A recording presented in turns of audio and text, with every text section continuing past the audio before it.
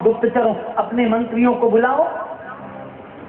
वो दोनों तुम्हारे मंत्री कहाँ हैं जो उठी हैं आप पुण्य की? सब नाम बोलिए। बोलो चित्रगुप्त, अच्छे से बोलो। बोलो डायरी लिखते हैं। वो यमराज के दो मंत्री हैं साहब। वो एक का नाम है चित्र, एक का नाम है गुप्त। अच्छे से सुन लेना। बोलो पाप, बोलो पाप। और एक लिखता है पुण्य। और एक बात और कह दूं बीच में, वो यमराज के चित्रगुप्त नाम के जो दूत हैं, वो दोनों कंधे पर, सभी लोगों के कंधे पर बैठे रहते हैं। कौन पुण्य कर रहा है और कौन पाप कर रहा है। अब ऐसे पेटे मत डाल देना कि किसने देखा कब पाप किया। सब बोलो वो तो बैठे ही हैं। अच्छे से बोलो कंधे पर ही बैठे हैं। ये एक यहाँ रहते हैं चित्र और यहाँ बैठते हैं गुप्त। वो यमराज ने चित्रगुप्त नाम के दूतों को हर आदमी के कंधे पर बिठा के रखा है कि जो भी जो करे, ऐसा हाथ करो तो वो बैठा ही है। बोलो जय श्री कृष्ण। और ऐसा करो तो सब बोलो बैठा है। और बोलो ऐसा करो तो भी बैठा है। और ऐसा करो तो वो तो लिखा ही रहा है चित्रगुप्त नाम का जो है दूत। चित्रगुप्त को बुलाओ। यमराज चित्रगुप्त को बुलाओ। यमराज ने चित्रगुप्त बुलाया। और मैं मांडव नाम का ऋषि, मेरा नाम मांडव है। मेरी माता मुझे मांडव के इस पेड़ के नीचे छोड़ कर गई थी। मैं तुमसे पूछता हूं, चित्रगुप्त ने मेरा क्या पाप लिखा और क्या पुण्य लिखा, मेरा हिसाब सुना। यमराज ने पहले धीरे से कान में बात करी। बोलो जय श्री कृष्ण। अच्छे से बोलो। बोलो जय श्री कृष्ण। यमराज ने धीरे से पूछा, चित्रगुप्त इसकी डायरी क्या है? इसके पाप ज्यादा हैं कि पुण्य ज्यादा है? तो चित्रगुप्त क्या बोले, इसने कभी पाप तो किया ही नहीं है,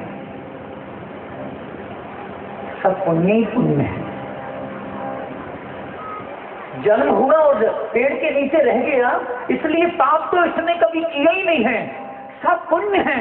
तो यमराज ने पूछा, तुम लोगों ने इसको फांसी क्यों दिलवाई? बोले पन्ना चिपक गया था। बोलो जय श्री कृष्ण।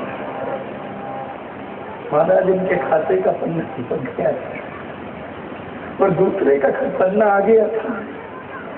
हम लोग ठीक से चश्मा नहीं लगा पाए। बोलो जय श्री कृष्ण। जिसने बचपन से कभी ग्रामों का मुंह नहीं देखा हूं,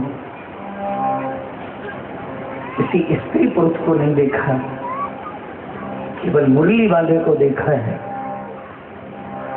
यमराज भी कुछ नहीं बोले। खोल तेरी डायरी। यमराज भी नहीं खोलता। मुंह से बोल यमराज, मैंने पाप क्या किया है?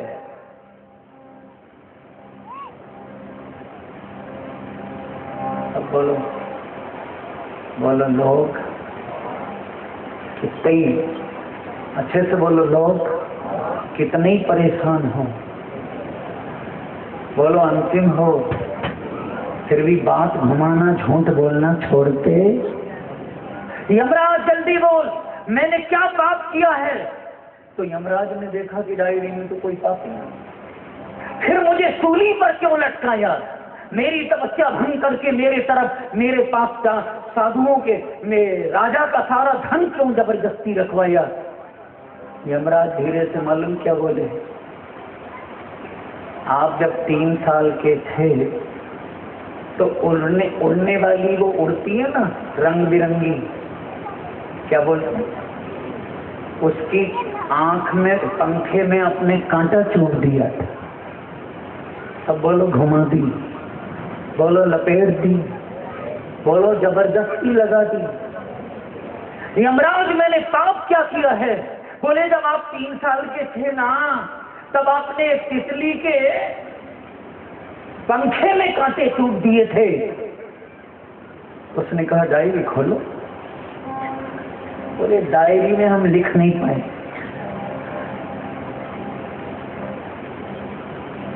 बोलो जय श्री कृष्ण। यमराज सामने आ, होगे तुम दुनिया के धर्मराज। यदि मेरी डायरी सफेद है, मेरे हिस्से में कोई पाप नहीं लिखा, तो मैं तुम्हें श्राप देता हूं। तुम धर्मराज तो हो, पर धर्मराज यमराज आने वाले जन्म में तुम धर्मराज विदुर बनोगे, एक दासी के बेटे बनोगे।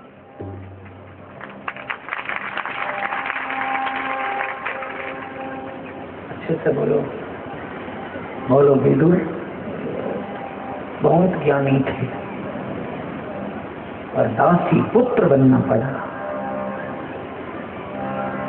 और आज मुझे कहना पड़ रहा है, हमारे यहाँ जाति पाति का कोई सवाल नहीं है, और विदुर यमराज को उस साधु के श्राप के कारण शूद्र बनना पड़ा।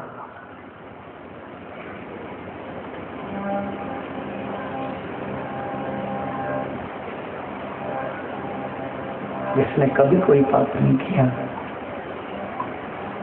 कभी देवताओं से भी नहीं डरता। और यहाँ है कोई ऐसा आदमी? बोलो कृष्ण कन्हैया। जय जय गोविंद गोविंद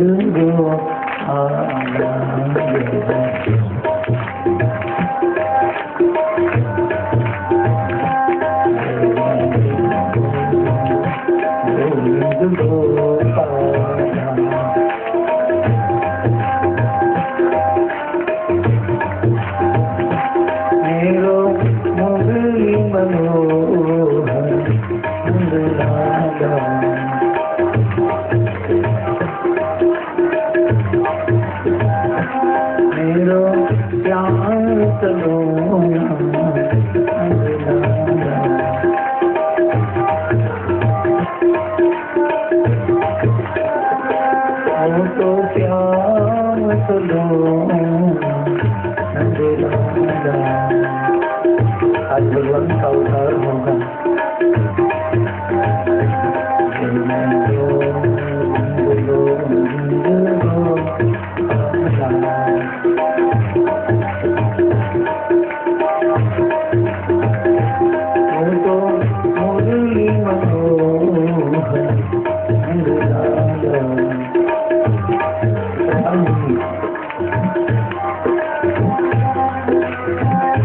अपराधी डरता है,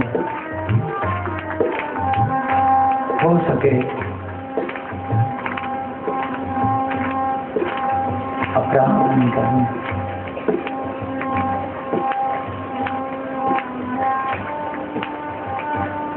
बोलो जय श्री कृष्ण। सब बोलिए, बोलो अपराध।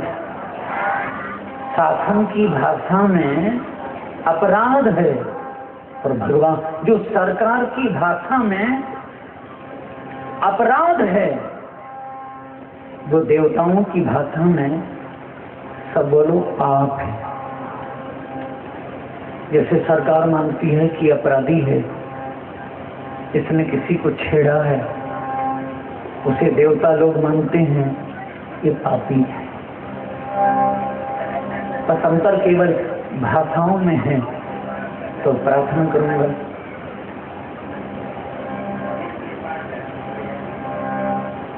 और मुझे तो लगता है कि हम सब, मैं भी हूँ, देवताओं के सामने सिर क्यों झुकाना पड़ता है, क्योंकि हम सब लोग कहीं ना कहीं से कम है।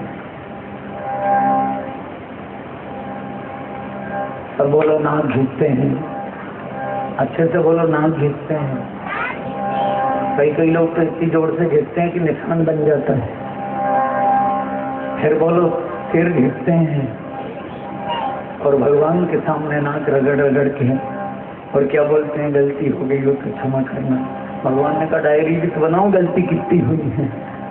और मैं कितनी क्षमा कर दूं और कितनी दे दूं। एक प्रार्थना करूंगा, गलतियों की भी सीमा होनी चाहिए, इसलिए अपने कर्तव्य रोज लिखना चाहिए। बस इससे कहूंगा, सुबह से शाम तक आपने क्या किया। 15 मिनट आपने किसी को गाली दी तो डायरी में लिखो गाली दी, बोलो जय श्री कृष्ण। और अपनी डायरी आप अपने हाथों यदि लिखेंगे तो भगवान जब लिखे, भगवान लिखे ना लिखे, अपनी डायरी बता देना मैंने किए ही नहीं। मैं इतने बजकर इतने मिनट पर इस दिन वहां था, मैंने अपराध किया नहीं है। यह है अपराध की कथा। सुखदेव जी महाराज राजा परीक्षित को सुना रहे हैं। परीक्षित, अपराध तो तुमसे, दंड तो, पाप तो तुमसे हुआ है। बोलो जय श्री कृष्ण। पर पाप यदि हुआ है तो तुम प्रायश्चित करने के लिए यहाँ आए हो। परीक्षित ने प्रश्न कर दिया,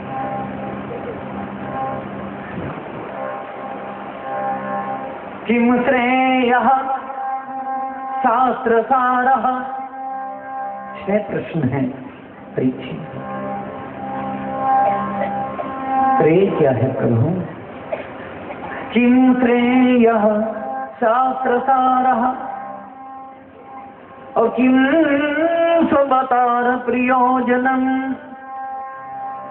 के वतारस्य धर्मः कं शरणं गतः। एक परम निवेदन करूंगा, सब बोलो परीक्षित। सुखदेव जी से बोले, कितना सुंदर नाम है एक तोते का। जिसने शंकर जी से अमर कथा सुनी है, तोता जाति का पक्षी। नाम बोलो सुखदेव। फिर से बोलो सुखदेव। बोलो हमेशा सुखदेव। और उसके सामने जो जाता है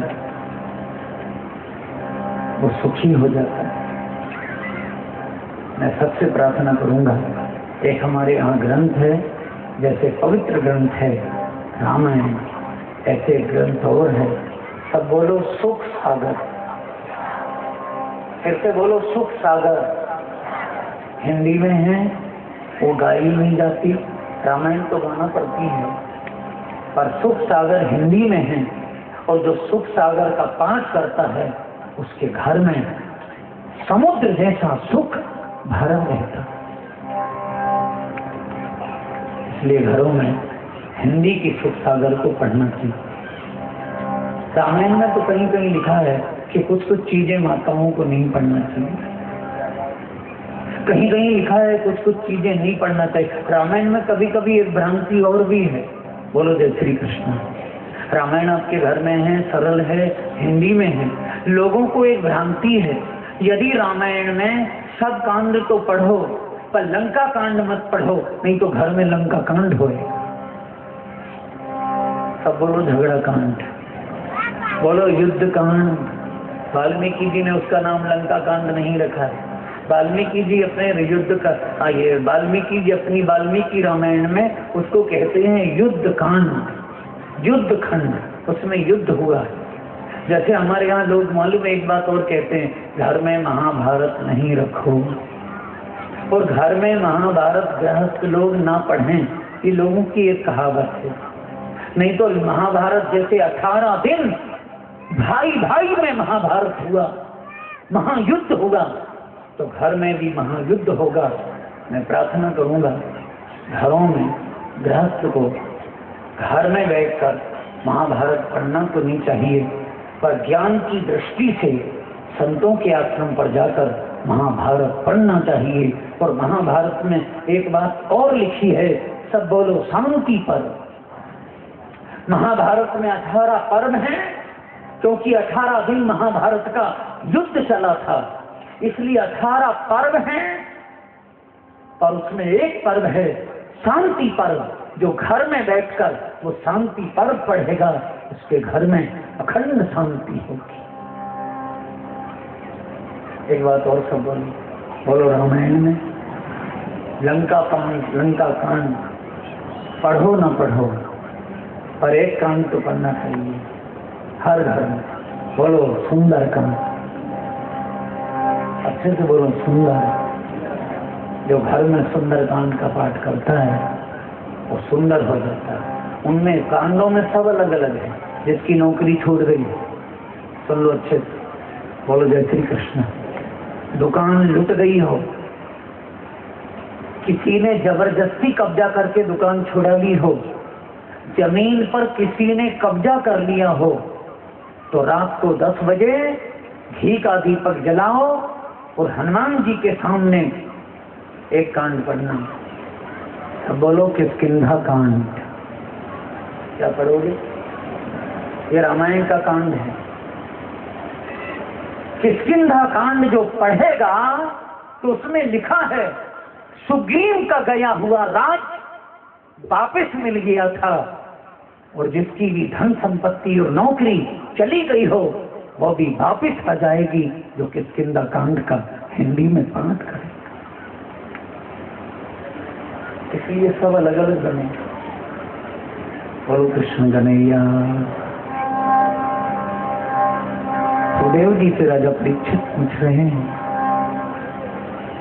फिर से बोलो सुखदेव, आपके तो दर्शन मात्र से ही सुख मिल रहा।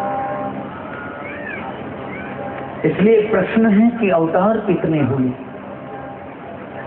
उन्होंने कहा हमारे यहाँ 24 अवतार हैं। मैंने मेहंदी रचाई है कृष्ण नाम की,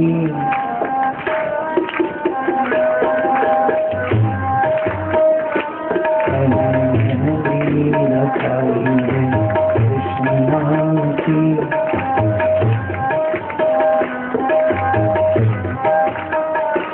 मैंने बिंदिया लगाई है कृष्ण नाम की,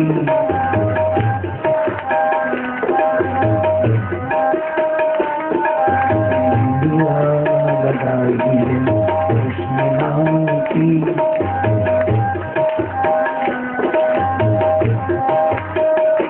मेरे होठों पे कृष्ण, मेरी चुनरी पे कृष्ण,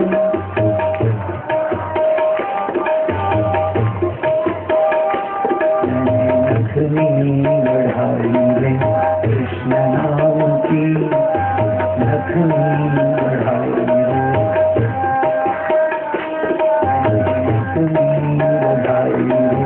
कृष्ण नाम की।